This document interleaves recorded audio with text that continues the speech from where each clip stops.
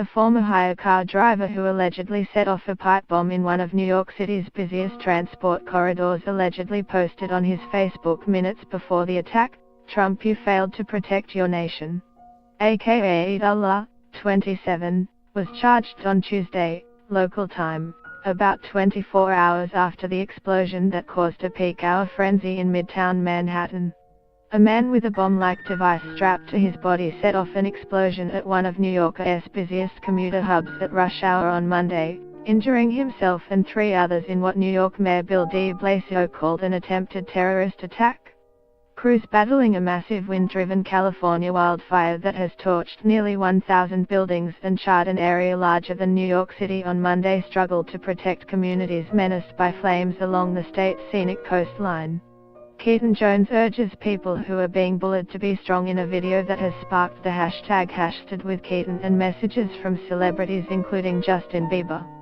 U.S. President Donald Trump signed his administration's first space policy directive, directing NASA to send astronauts back to the Moon and eventually Mars.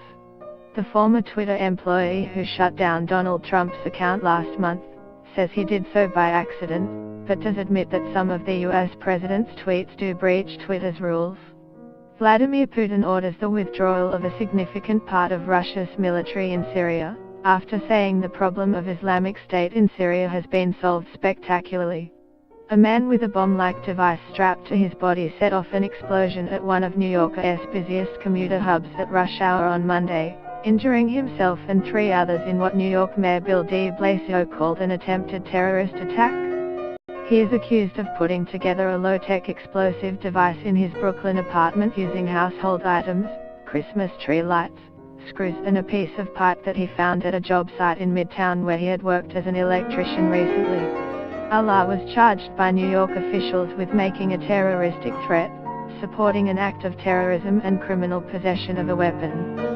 Federal charges were laid soon after, including providing material support to a terrorist organization, using a weapon of mass destruction and bombing a public place. Police say Allah entered an underground walkway beneath 42nd Street and 8th Avenue that connected 2 subway stations, Port Authority and Times Square, at about 7:20 am on Monday, local time. He allegedly detonated the bomb that was strapped to his chest using Velcro strips and cable ties. But only the chemical component exploded.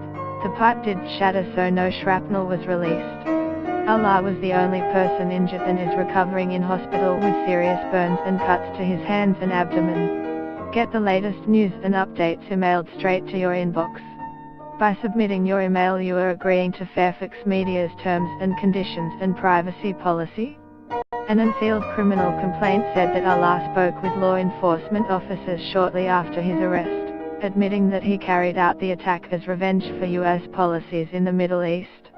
Allah stated, among other things, "I did it for the Islamic State," the complaint said.